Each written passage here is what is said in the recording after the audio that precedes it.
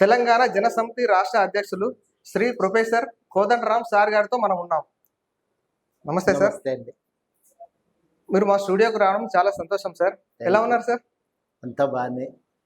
ప్రస్తుత రాజకీయ పరిస్థితులు మన తెలంగాణలో ఎలా ఉన్నాయి సార్? మారిన రాజకీయ పరిస్థితుల దృష్ట్యా అంటే ఇప్పుడున్న రాజకీయ పరిస్థితులు మీకు అందరూ ప్రజలు గుర్తించినట్టే ఒక 10 సంవత్సరాల పాటు సుమారుగా పరిపాలన చేసిన టీఆర్ఎస్ ఓడిపోయింది, డిఆర్ఎస్ ఓడిపోయింది. ఓడిపోవటానికి కారణం ఏంటంటే ఏదో స్కీములు అమలు చేయలేదు అట్లా కాదు. వాళ్ళు చాలా ప్రజలను గౌరవించలేదు, ప్రజలతో సంబంధాలు తెగదెంపులు చేసుకున్నారు, ప్రజలకు ఆత్మగౌరవాన్ని వాళ్ళు పట్టించుకోలేదు, ఒక నిరంకుశంగా పరిపాలన చేసి ఈ అహంభావ పాలన ఉంటే నష్టం అనే భావనతో వీళ్ళు ఒకసారి ఓడిపోకపోతే వీళ్ళకి బుద్ధి రాదనే ఒక ఉద్దేశంతో ప్రజలు ఓడగొట్టిండ్రు. వాళ్ళ కాంగ్రెస్ అధికారంలోకి వచ్చింది. కాంగ్రెస్ అధికారంలోకి వచ్చిన తర్వాత విస్తృతంగా ఉన్న ప్రజల్లో ఉన్న భావన ఏంటంటే ఓ నెత్తి మీద బరువు దిగినట్టున్నది. ఇవాళ ఒక నిరంకుశ పాలన పోయినట్టు, ఒక సంఖ్యలు దిగినట్టు ఉన్నది ఇవాళ అని ప్రజలు అనుకుంటున్నారు. అంటే ఇవాళనే తెలంగాణ వచ్చిందనే వాళ్ళు కూడా చాలామంది ఉన్నారు. ఇవాళనే నిజంగా తెలంగాణ వచ్చినట్టుగా ఉన్నది. ఎందుకంటే గత పాలకులు ప్రజలు పట్టించుకోలేదు, గౌరవించలేదు. వాళ్ళతో ఎవరికి చెప్పాలనో అర్థం కాని పరిస్థితి, ఎవరు పనిచేస్తారో తెలియదు. అట్లాంటి ఒక అగమ్య గోచరమైన పరిస్థితుల్లో నిరంతరము ఎవరు ప్రశ్నించినా వాళ్ళ మీద దాడులు, ఒక అవమానపూరితమైనటువంటి పరిస్థితి పద్ధతుల్లో ప్రజలు జీవించవలసి వచ్చింది. అందుకనే ప్రజలు ఒక కసితో ఓడగొట్టి ఒక ప్రజాస్వామిక వ్యవస్థను వాళ్ళ తెలంగాణలో నెలకొల్పాలనే లక్ష్యంతోనే వాళ్ళు ఓడగొట్టి కాంగ్రెస్ను అధికారంలోకి తీసుకొచ్చారు. సరే, ఇది మీకు వ్యక్తిగతం. అంటే ఇప్పుడు మీరు ఉద్యమ సమయంలో ప్రొఫెసర్గా ఉండి తెలంగాణ ఉద్యమం వైపు ఆలోచన ఎలా వచ్చింది సార్, ఉద్యమం వైపు ప్రయాణించాలని? అంటే తెలంగాణ కోసం అయితే అందరం కూడా 69 ఉద్యమం చూసినాను. అప్పుడైతే నేను 10వ తరగతి ప్రత్యక్షంగా పాల్గొనలేదు. మీటింగ్లు అయినప్పుడు వెళ్ళినాం, చూసినాం. కర్ఫ్యూలు విధించటాన్ని మేము అనుభవించినాం. ఇంటి బయటికి పోకుండా ప్రతి గల్లీలో పోలీసులు, అవన్నీ చూసినాం. మన తెలంగాణ పట్ల ఒక వివక్షత ఉంది, మన భాషని ఎక్కిరిస్తారు అనేది ఒక బాగా కోపంగా ఉండేది. ఆ స్థితి నుంచి ఒక తెలంగాణ అనే భావన మనసులో ఎప్పుడూ ఉండేది. దాన్ని చూసినాం కాబట్టి ఆ భావన ఉండేది. క్రమక్రమంగా తర్వాత పౌరకుల ఉద్యమంలోకి వచ్చిన తర్వాత అది మరుగునబడిపోయినా కానీ పోలేదు. అది ఎక్కడనో మన ఆలోచనల దొంతరలో ఏదో ఒక పొరల్లో మిగిలిపోయే ఉన్నది. అది 89 నుంచి మిత్రులు చాలామంది తెలంగాణ కోసం నిర్ణయం తీసుకున్నాక వాళ్ళు మాతో మాట్లాడటం మొదలుపెట్టిండ్రు. మనకు చరిత్ర మనం మర్చిపోతున్నాం, చాలామందికి తెలియదు మనం 56 దాకా ప్రత్యేక రాష్ట్రం అని. అప్పుడు ముఖ్యమంత్రి మనకు బూరుగుల రామకిషన్ రావు అని. ఆ తర్వాత ఆంధ్రప్రదేశ్లో విలీనమయ్యేటప్పుడు ఒక పెద్ద మనుషుల ఒప్పందం అమలైందని, ఆ ఒప్పందాన్ని గౌరవించకపోవటమే 69 ఉద్యమానికి మూల కారణమని వాళ్ళు చెప్తూ ఉండి, అవన్నీ మేము వినటం, మాట్లాడుకోవటం, చర్చించుకోవటం, చిన్న చిన్న గ్రూప్ మీటింగులు జరుపుకోవటం, అట్లా తెలంగాణకు సంబంధించిన ఆలోచన బలపడుతూ 96లో వరంగల్లో ఒక మీటింగ్ జరిగింది. వరంగల్లో అప్పుడు జయశంకర్ గారు, భూపతి కృష్ణమూర్తి గారు, కేశవరావు జాదవ్ గారు ముగ్గురు కలిసి తెలంగాణ విద్రోహ దినం జరిపిండ్రు. నవంబర్ 1 నాడు 69 ఉద్యమకారులు ప్రతి సంవత్సరం తెలంగాణ విద్రోహ దినం జరిపేది. వాళ్ళు కనీసం అమరవీరుల స్తూపం దాకా పోయి అక్కడ నివాళులు అర్పించి తెలంగాణకు జరిగిన అన్యాయం గురించి మాట్లాడేవారు. మాతో అప్పుడప్పుడు కేశవరావు జాదవ్ గారు ఆయన జోకులు వేసేది, ఎక్కడ పోయింది సార్, ఎక్కడో పోయి వస్తున్నట్టున్నారంటే, నవంబర్ 1 కదా మేము విద్రోహ దినం జరుపుతాము, మీరంతా తెలంగాణ మర్చిపోయిండ్రు కానీ మేము మర్చిపోలేం కదా, మా బాధ్యతగా మేము ఈ పని అయితే మేము చేస్తూనే ఉన్నామని. అట్లా 96లో నవంబర్ 1 నాడు విద్రోహ దినం జరిపిండ్రు వరంగల్. ఆ విద్రోహ దినం సభకు వాళ్ళు 300 వస్తే ఎక్కువ అనుకొని చిన్న హాల్ తీసుకొని భోజనాలకు ఏర్పాట్లు చేస్తే ఆ రోజు 3-4 వేల మంది తెలంగాణలో నలుమూలల నుంచి వచ్చారు. ఇక ఆ మీటింగ్ తర్వాత ఎక్కడికక్కడ సంఘాలు పెట్టుకొని తెలంగాణ కోసం ప్రచారము, సభను, పుస్తకము, ఒక పాట రాయటము మొదలైంది. అట్లా తెలంగాణకు సంబంధించిన చర్చ ఊరూరికి పోయింది. అనేక సంఘాలు వచ్చినాయి. అప్పుడే తెలంగాణ జనసభ కానీ, మహాసభ కానీ, తెలంగాణ జన సంఘటన కానీ, ఇట్లా రకరకాల సంఘాలు ఏర్పడ్డాయి, ఐక్యవేదిక. సరే. ఇందులో మహాసభ ఐక్యవేదిక కొంత విస్తృతంగా కార్యక్రమాలు చేసింది. మేము ఐక్యవేదికతో ఈ పౌర హక్కుల సంఘం తరఫునే మేము కూడా ఏదైనా చేయాలి అనే ఆలోచనతో చర్చ చేసి 98లో అనుకుంటా పౌర హక్కుల సంఘం తరఫున ఆంధ్ర ప్రాంతంలో మీటింగులు పెట్టినాం. తెలంగాణ డిమాండ్ ఎందుకు తలెత్తుతున్నది, మూల కారణాలు ఏంటి, ఏమి ఆవశ్యకత వచ్చింది ఇవాళ అనేది అందులో వివరించడం. చాలా చోట్ల తిట్లు చూసినాం, కానీ మొత్తం మీద హాజరైనటువంటి వాళ్ళు మాత్రం తెలంగాణకు చాలా సానుకూలంగా స్పందించారు. అట్లా హాజరైన ప్రతి మీటింగ్ లో 100 మంది అట్లా హాజరైన వాళ్ళు సానుకూలంగా స్పందించటం. తర్వాత తెలంగాణ ఉద్యమం బలపడ్డ తర్వాత ఆంధ్ర ప్రాంతంలో తెలంగాణకు అనుకూలంగా మాట్లాడేటువంటి వాళ్ళని తయారు చేయగలిగినాం. అట్లా అది బలపడ్డ తర్వాత ఆ వార్తాపత్రిక ఏర్పడ్డప్పుడు రామచంద్రమూర్తి గారు ఎడిటర్గా ఉండే, అక్కడ చాలా వ్యాసాలు రాయటానికి అవకాశం ఇచ్చిండు. తెలంగాణ గురించి రాయటం మొదలుపెట్టాం, తెలంగాణ సమస్యల పైన. అట్లా రాయటం అనేది ప్రారంభమైంది. అటు తర్వాతనేమో ఐక్యవేదికలో చేరి చాలా విస్తృతంగా తెలంగాణ అంతటా కూడా సభలు పెట్టినాం. అప్పుడు ఈ కరీంనగర్ కూడా ఇదే సిరిసిల్ల జిల్లాకు కూడా చాలా సార్లు వచ్చినాం. నిజామాబాద్ గ్రామం కానీ, అదేవిధంగా సిద్దిపేటలో కానీ, కామారెడ్డిలో కానీ చాలా మీటింగ్స్ పెట్టినాం. అప్పుడు విమలక్క, నేను, జాదవ్ గారు, పాషం యాదగిరి గారు. అంటే ఇప్పుడు ఉద్యమం కాకముందే ఈ మీటింగ్లన్నీ జరిగినాయి. అట్లా తెలంగాణకు సంబంధించిన ఒక అవగాహన ఏర్పడ్డది. ఇక్కడ కీలకం ఏంటంటే తెలంగాణ వాళ్ళందరికీ తెలంగాణ సోయి ఏదో ఒక స్థాయిలో ఉంటుంది. అదే 96 మీటింగ్ తర్వాత దాన్ని జాగృతం చేస్తూ తెలంగాణకు జరిగిన అన్యాయాలను విశదీకరిస్తూ వాడవాడలో మీటింగులు పెట్టడం మొదలైంది. ఆ సమయంలో తెలంగాణ పట్ల ఒక స్పష్టమైన సైద్ధాంతిక అవగాహన. మనం ఒక వలసగా మారినాం. ఆంధ్ర ప్రాంత నాయకులు, అక్కడి పాలకులు, వాళ్ళు మనల్ని వలసగా మార్చుకొని మనల్ని దోచుకుంటున్నారు. తెలంగాణ సాధించటం అంటే ఈ వలసాధిపత్యం నుంచి విముక్తి పొందటము అనే అవగాహన ఈ 96 నుంచి 2000 సంవత్సరం మధ్యలో అది పెంపొందింది. అంతకుముందు అవగాహన లేదు. ఈ అవగాహన కలిగిన తర్వాత ఇంకా తెలంగాణకు జరిగిన న్యాయాల మీద కొంత చదవటము, రాయటము, విస్తృతంగా రాయటము అన్ని మొదలైంది. అట్లా మేము విస్తృతంగా ఒక ప్రచారంలో పాల్గొన్నాం. దాంతో ఏమైందంటే తెలంగాణ ఉద్యమం పట్ల ఒక ఆవశ్యకత పెరిగింది. ఇంకా ఒక కోణం ఏంటంటే 96లో తెలంగాణ ఆత్మహత్యలు మొదలైంది. 96 వరకు తెలంగాణ డిమాండ్ని కేవలం సాంస్కృతిక కోణం నుంచే చూసినాం. మన చరిత్ర మర్చిపోతున్నాం, మన పండుగలు మనం మర్చిపోతున్నాం, పండుగ జరుపుకోవాలంటే కూడా ఇబ్బంది పడుతున్నాం హైదరాబాద్ లాంటి ప్రాంతాల్లో. అట్లా ఒకటి తర్వాత మన భాషా యాసలను పూర్తిగా జోకర్లకు మాత్రమే పరిమితం చేసి వెక్కిరిస్తున్నారనే ఒక సాంస్కృతిక భావన ఉండే. 96 తర్వాత రైతుల ఆత్మహత్యలు మొదలయ్యాయి. అప్పుడు మేము తెలంగాణ ఇవెందుకు జరుగుతున్నాయి మరి అని ఆలోచిస్తే అసలు తెలంగాణ వెనుకబాటుతనానికి ఒక ఆర్థిక దోపిడీ మూల కారణం.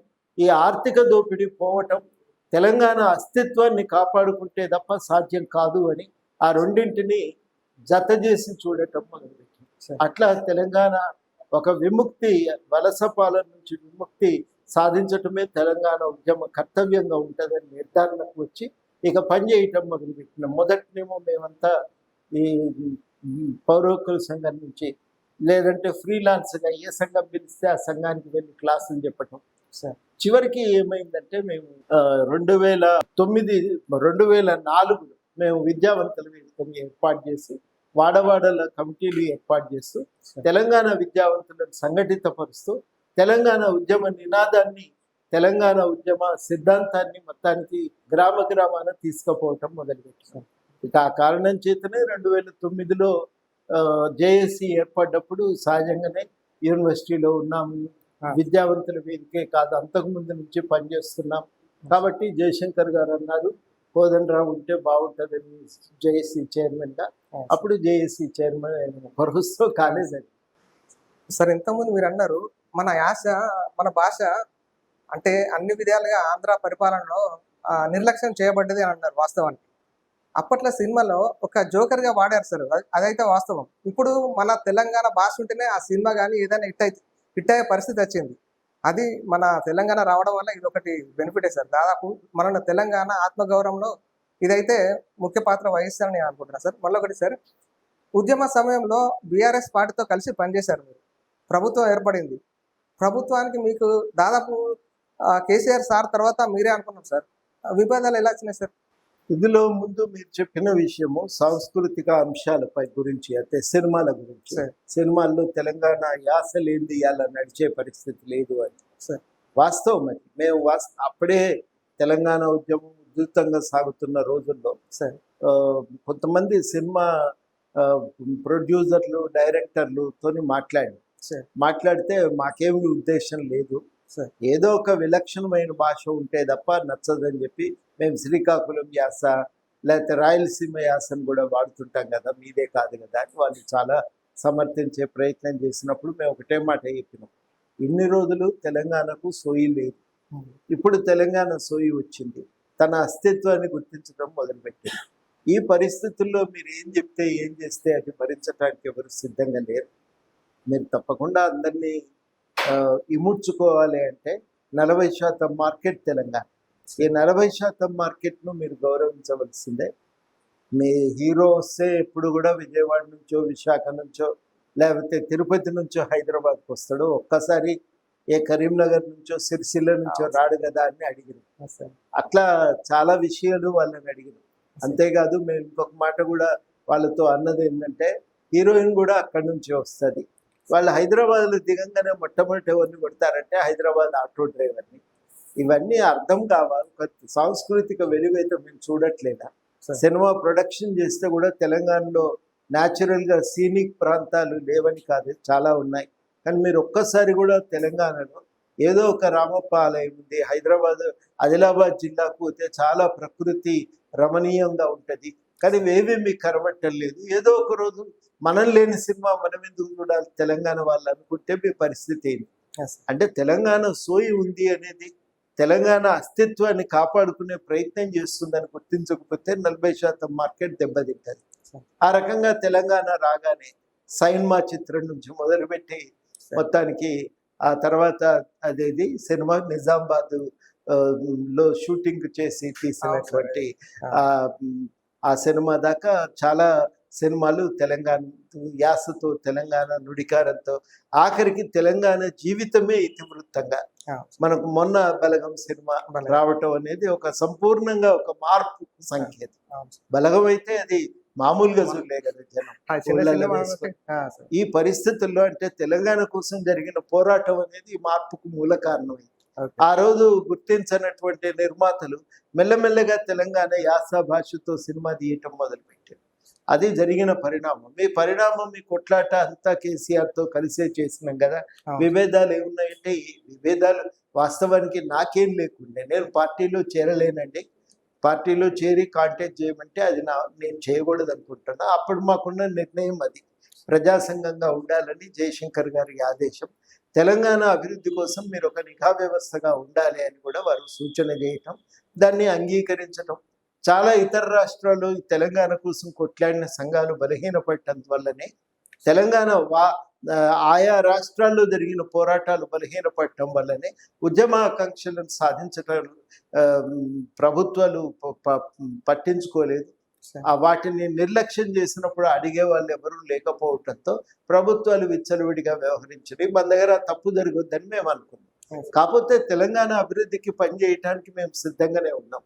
ప్రభుత్వానికి చాలా స్పష్టంగా చెప్పినాం, తెలంగాణ అభివృద్ధి కోసం ఏదన్నా ప్రణాళికలు వేయమన్నా, జరుగుతున్న తెలంగాణ భూభౌతిక పరిస్థితులు, సామాజిక పరిస్థితుల మీద అధ్యయనం చేసి ఏదన్నా నివేదిక తయారు చేయమన్నా, మీ అభివృద్ధి పథకాల అమలును పర్యవేక్షించాలన్నా మేము దేనికైనా సిద్ధమే. మీరు ఏ బాధ్యత అప్పచెప్పినా మనది కొత్త రాష్ట్రం, ఇది కొత్త ప్రభుత్వము, కొత్త పార్టీ, అన్ని విధాలుగా ఇట్లాంటి పరిస్థితుల్లో తెలంగాణను కాపాడుకోవటానికి మేము సిద్ధము అని తెలియజెప్తే అప్పుడు వాళ్ళు మళ్ళీ ఎప్పుడు మమ్మల్ని పిలవలేదు, అవకాశం ఇవ్వలేదు. అయినాక చివరికి కొన్ని సమస్యలు ప్రభుత్వం దృష్టికి తీసుకువెళ్ళే ప్రయత్నం చేస్తే ఇక మంత్రులు, మాకు అర్థమైంది ఏంటంటే మంత్రులు ఉత్సవ విగ్రహాలు అయిపోయినారు, వాళ్ళ మాట సీఎం గారు పట్టించుకోవటం లేదు. సీఎం గారికి చెప్పటానికేమో ఏ రకమైన అవకాశము దొరకలేదు. ఇక ఆ సమయంలోనే మేము కొన్ని విషయాలు బహిరంగంగానే మేము విమర్శ ప్రజలకు చెప్పటం, పత్రికల్లో ప్రకటించటం మొదలుపెట్టినాం. అప్పటికి మేము ప్రభుత్వంపై విమర్శలు చేయలేదు, సూచన చేయటం మొదలుపెట్టాం.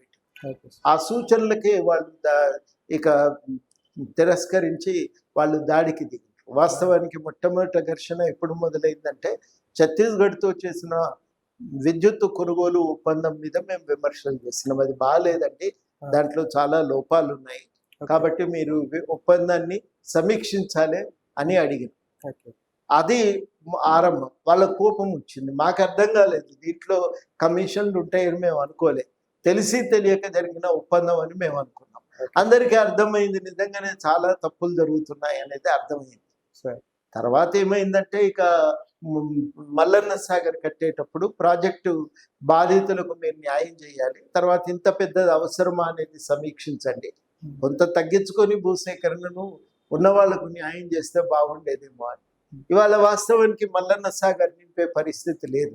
అది నింపితే అక్కడ భూకంపాలు వచ్చే ప్రమాదం ఉంది, కాబట్టి అది మనకు ఇక్కడ ఎగువ మానేరు నుంచి దిగువ మానేరు దాకా చాలా గ్రామాలు ఆస్తి నష్టం, ప్రాణ నష్టం జరిగే ప్రమాదం ఉందని ఇప్పుడు అందరూ అంగీకరిస్తున్నారు. క్యాగ్ కూడా తన నివేదికలో స్పష్టంగా తేల్చి చెప్పింది. ఇవన్నీ ఆ రోజు మాట్లాడినందుకు వాళ్ళ కోపం వచ్చి ఇంకా మా మీద దాడులు చేయటం మొదలుపెట్టింది. మేము ఒక మాట ముఖ్యమంత్రిని అనలేదు, అంటే కేవలం ప్రభుత్వం చేస్తున్న తప్పిదాలను ఎత్తి చూపటం వల్లనే మా మీద కోపం వచ్చింది. ఇది తప్పు కదండి, సరి చేసుకోవచ్చు కదా అని మేము అడిగినందుకే కోపం. విద్యుత్తు 4.5కు 4 రూపాయలకు 4.5కు యూనిట్ దొరుకుతుండగా 6.5-7 రూపాయలకు ఎందుకు కొంటారని అడిగినాం. అది మా మీద కోపం రావటానికి కారణం. అందులో వాళ్ళు కమిషన్ ఆశించిండ్రు అనేది మాకు తర్వాత అర్థమైంది. మల్లన్న సాగరు వలవల ఏడుస్తుంటే పోయి ఒళ్ళు మునుగుతున్నాయని బాధపడి ఆ మహిళలు వృద్ధులు వలవల ఏడుస్తుంటే చూసి మాకు బాధ కలిగి వాళ్ళను ఇంతగా ఇబ్బంది పెట్టకండి, మంచిది కాదు, వాళ్ళ ఉసురు దాక్కుతుంది మీకు మహిళలది అని మేము భావించి మేము న్యాయం చేయమని అడిగినాం తప్ప మేము తప్పు చేయలేదు. కానీ ఇవాళ వాళ్ళు ఏంటంటే ఒక మల్లన్న సాగర్ కట్టి దాంట్లో నిండా నీళ్లు నింపి అటు అవతల ఇక హిమాయత్ సాగర్, ఉస్మాన్ సాగర్ అవసరం లేదు చూయించి 111 జీవోని ఎత్తేయాలనేది వాళ్ళ తాపత్రయం. ఆ భూములు కొనుక్కొని వ్యాపారం చేసుకోవాలని. ఇవన్నీ మాకు అర్థంగా ఇంత స్వార్థం ఉంటుందని మేము ఊహించలేదు అప్పటికి. అది కోపం వచ్చి ఇంకా మా మీద దాడికి దిగింది. అంతకు మించి మేము ఒక మాట అన్నది లేదు. తెలంగాణ ఇవన్నీ చెప్తే నాతోని ఎందుకు కోపం వచ్చిందంటే, ఇవన్నీ చెప్తే ఒక రైతు నాతోని ఏమన్నా అంటే సంసారం విగ్రంగా చేసుకోవాలన్నందుకు కోపం వచ్చినట్ట అన్నాడు. అంతే కదా అని నేను అన్నా. అది జరిగిందండి. అంతే సార్, అది వాస్తవం. సార్ ఇప్పుడు మీరు ప్రత్యక్షంగా రాజకీయాల్లో పాల్గొనొద్దు అనుకున్నారు వాస్తవానికి. మరి ఇప్పుడు మీరు సొంతంగా పార్టీ పెట్టారు కదా సార్, పార్టీ పరిస్థితి ఏంటి సార్? ఇప్పుడు కాంగ్రెస్ తోని కలిసి మీరు పోటీ కూడా చేయలేదు, వాళ్ళకు సంపూర్ణ మద్దతు ఇచ్చారు. ఇప్పుడు పార్టీ పరిస్థితి ఎలా ఉన్నది సార్? ఉన్నది కదా పార్టీ ఉన్నది. నేను ఇప్పటికీ టీజేఎస్ అధ్యక్షుడు. Okay sir. ఇప్పుడు నెల రోజులలో కాంగ్రెస్ ప్రభుత్వం పరిపాలన ఎలా ఉంటుంది సార్? బీఆర్ఎస్ కన్నా అంటే 10 సంవత్సరాల బీఆర్ఎస్ ప్రభుత్వం, ఈ నెల రోజులలో కాంగ్రెస్ ప్రభుత్వం, దాని మీద చిన్న అవగాహన సార్. అంటే ఒక తేడా ఏంటంటే ప్రజలందరూ కూడా ఒక నెత్తి మీద బరువు దిగినట్టున్నది, దాదాపు సంఖ్యలు దిగిపోయినట్టుంది, స్వేచ్ఛగా ఉన్నాం. ఇదివరకు ఫోన్ మాట్లాడాలంటే కూడా భయపడేది, ఆ నిఘా పోయింది. మేము ఇవాళ మొట్టమొదటిసారి వాట్సాప్ లేకుండా ఫ్రీగా మాట్లాడగలుగుతున్నాం అనేది ప్రజల్లో కలిగిన భావన. అంటే నిన్న మొన్న ఒక వ్యక్తితో విన్నా సార్, నిజమైన ప్రజాపాలన ఇప్పుడు మనం చూస్తున్నాం అన్నట్టు ఒక వ్యక్తి నిన్న మొన్న అన్నాడు. అది ఎంతవరకు కరెక్ట్ సార్? నిజమైన పరిపాలన అంటే ప్రజా పరిపాలన విస్తృతంగా అంటున్నారు ప్రజలు, అయితే ఆ మాట అంటున్నారు, విస్తృతంగా అంటున్నారు. అది చాలా విరివిగా మీరు సెక్రటేరియట్ పోయినా ఎక్కడ పోయినా అక్కడ ఉన్న ఉద్యోగులు కానీ ప్రజలు కానీ ఈ మాట విరివిగా వాడుతున్నారు. ఇప్పుడు కాంగ్రెస్ కూటమిలో మీరు ఉన్నారు కదా సార్, 6 గ్యారంటీలు వాళ్ళు ఇచ్చారు కదా సార్. అంటే బీఆర్ఎస్ ఏమో ఆ సాధ్యం కానీ అమలు కానీ అంటే సాధ్యానికి నోచుకొని పథకాలు ఇచ్చారని అంటారు. అది ఎంతవరకు సాధ్యమైతే సార్? ఏ స్కీమ్ అయినా కానీ ప్రభుత్వానికి ఆర్థిక భారం అనే కోణం ఒకటి ఉంటుంది, ప్రజలకు అవసరమా అనేది రెండవ కోణం ఉంటుంది. కేవలం మొదటి కోణం నుంచి చూస్తే కుదరదు. ఈ విమర్శలు వచ్చినప్పుడు దళిత బంధు గురించి మీరు చెప్పింది ఏంది? వాళ్ళ సామాజిక పరిస్థితికి తప్పదు, మేము చేస్తున్న తక్కువ అన్నారు. అంటే ఆర్థిక కోణం కాదు, సంక్షేమం ప్రధానం అనేది ఆలోచించారు. ఏ కోణం నుంచి చూస్తున్నాం అనేది ముఖ్యం. చాలా మంది ఏం చేస్తారంటే ఉన్న పైసలన్నీ పొదుపు చేసి కేవలం కొంత కంపెనీలకు సబ్సిడీలు ఇస్తే బాగుండు, ఆర్థికంగా వేగంగా ఎదుగుతామనే వాళ్ళు ఉంటారు. కానీ పేదల చేతికి డబ్బు పోకుంటే కంపెనీలు ఉత్పత్తి చేసిన వాటిని కొనేవాళ్ళు ఎవరు? మార్కెటింగ్, నీకు కొనేది ప్రజలే కదా. ఆ ప్రజల కొనుగోలు శక్తి పెరగాలంటే వాళ్లకు ఉపాధి దొరకాలి, ఆర్థికంగా కొంత సహాయం కూడా దొరకాలి.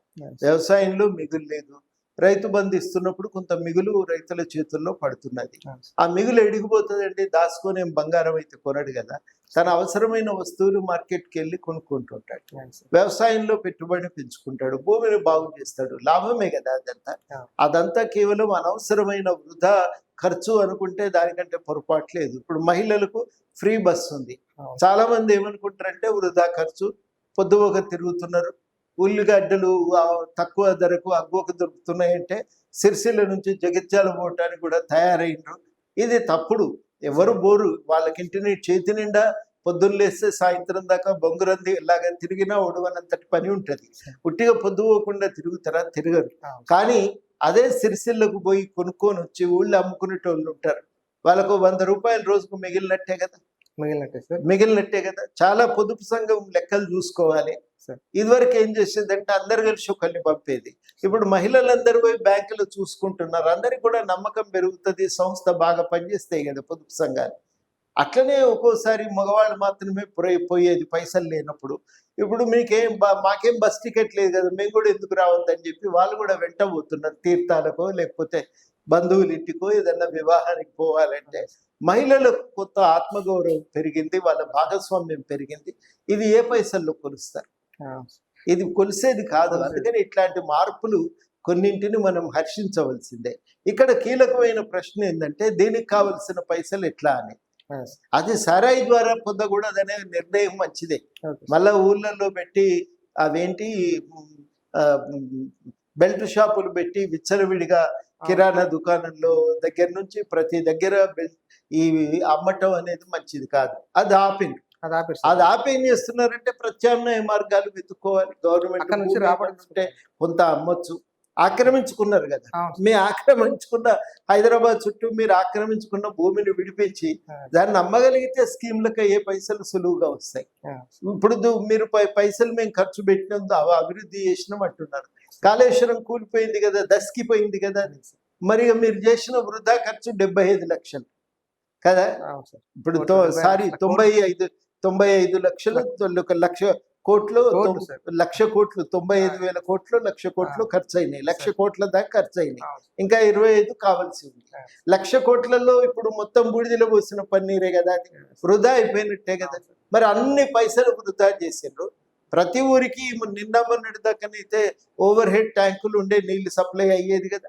మరి అవన్నింటి మీద మీరు పైసలు ఖర్చు పెట్టి దాన్ని కూల్చిండ్రు, మీరు తెచ్చింది పనిచేస్తలేదు. ఇప్పుడు విచిత్రం కదా, మరి అన్ని 45,000 కోట్లు వృధానే కదా.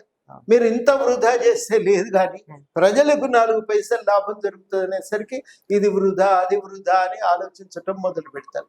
అంటే ఇప్పుడు ఎట్లా అంటే సార్, ఇప్పుడు ఆటో డ్రైవర్లకు, ఇప్పుడు ఆటోలు నడిపి డైలీ కూలీలు ఉంటారు కదా సార్, ఆటో డ్రైవర్లకు అన్యాయం జరుగుతుందని బీఆర్ఎస్ పార్టీ కానీ ప్రతిపక్షాలు కానీ ఆరోపిస్తున్నాయి కదా సార్. ఇప్పుడు ప్రజా రవాణా వ్యవస్థ అయితే బలపడాలి కదా. స్కూళ్ళు పిల్లలు పోయేది, కాలేజీలకు పోయేది దాంట్లోనే. కాబట్టి మహిళలు కూడా ఉపయోగించేది అదే రకమైన ప్రజా రవాణా వ్యవస్థ బలపడటం ద్వారా వాళ్ళకు కూడా లాభం అవుతుంది. అది బలపడటం మంచిదే. దాన్ని కుప్పగూల్చి ఆటోలు నడపమని ఎవరు మనం. ప్రజా రవాణా వ్యవస్థ బలపడాలి. ఆటో డ్రైవర్లకి ఎట్లా అనేది ఆలోచించాలి. తప్పకుండా ఒక వ్యూహం వేయాలి, వాళ్ళకు కూడా న్యాయం చేయడానికి ఏదన్నా ప్రయత్నం చేయాలి. కానీ ప్రజా రవాణా వ్యవస్థ ఎంత బలపడితే అంత మంచిది, అది మనం మర్చిపోవచ్చు. సరే, రైతు బంధు, రైతు బీమా ఇప్పటి వరకు రైతులకు జమ కాలే పైసలు అని అనుకుంటారు. అంటే కాంగ్రెస్ ప్రభుత్వం ఎప్పటిదాకా ఇవ్వగలుగుతుంది అని మీ ఆలోచన ఎట్లా ఉన్నాయి సార్? ఎప్పుడైనా 3-4 నెలలు పట్టింది కదా, ఒక రోజు అయితే రాలేదు. పోయినసారి నాకు గుర్తున్నంత మేరకి రైతు బంధు పైసలు వేస్తున్నారన్న తర్వాత 4 నెలలకు 5 నెలలకు పైసలు వచ్చినాయి. ఇప్పుడు వేస్తారు కదా, నెలే కదా మొదలై. అవును, అది కూడా కరెక్టే. అంటే ఇప్పుడు జనాలు ఎట్లా ఉందంటే కేసీఆర్ ప్రభుత్వం అప్పుడు 3 నెలలు 4 నెలలు ఎదురు చూసినాం కదా, ఇప్పుడు కూడా వస్తాయి కదా. వెయ్యమని అంటలేరు కదా, అలవాటు పడ్డారు కాబట్టి ఇంకా పడతలేదు అన్న ఆలోచనలతో అప్పుడైనా ఇప్పుడైనా 2-3 నెలలు పట్టింది వేయడానికి. ఇప్పుడు కూడా గవర్నమెంట్ వేస్తే తప్పకుండా. గత ప్రభుత్వానికి ఇప్పుడు ప్రభుత్వానికి తేడా ఏమైనా గమనించారా సార్? ప్రధానమైన తేడా ఏంటంటే ప్రజలకు భాగస్వామ్యం ఉంది, చెప్పుకోవటానికి అవకాశం ఉంది. కష్టం సుఖం ఏదన్నా బాగాలేకపోతే బాగాలేదని పోయి అడగచ్చు. అన్నిటికంటే మించి ప్రజల పట్ల గౌరవం ఉంది. కంచెలు తీసేసిండ్రు. కంచెలు ముఖ్యమంత్రి మనం ఎన్నుకుంటేనే కదా ముఖ్యమంత్రి. అవును సార్. పోయి కలుస్తామంటే కూడా నువ్వు అరెస్ట్ చేసి కేసులు పెడతారా? ఇక్కడ ఉందా ప్రపంచంలో? సామాన్య మానవులు కాదు సార్, మంత్రులకే కలవలేని పరిస్థితి అన్నారు కదా. ఇప్పుడు మీ మాటలు ఇంతకుముందు విన్నాం కదా. ఇప్పుడు సామాన్య మానవులు కలిసే పరిస్థితి ప్రజాభవన్లో ఉన్నది ఇప్పుడు. ఉన్నది. సార్ ఇప్పుడు మీకు ఎమ్మెల్సీ పదవి వచ్చే అవకాశాలు ఉన్నాయా సార్, లేకపోతే ఎంపీగా పోటీ చేసే అవకాశాలు ఉన్నాయా సార్? మొన్న ముఖ్యమంత్రి గారు ప్రకటించారు కదా ఎమ్మెల్సీ ఇప్పుడు కాంగ్రెస్ తరఫున మీరు ఎమ్మెల్సీగా బరిలో ఉంటారా సార్? అది ఏ పద్ధతిలో అనేది వాళ్ళ దాని ప్రయత్నం చేస్తారు. థ్యాంక్ యూ సార్, మీ విలువైన సమయం మా స్టూడియోకి ఇచ్చినందుకు మరొకసారి హృదయపూర్వక ధన్యవాదాలు సార్. Thank you sir.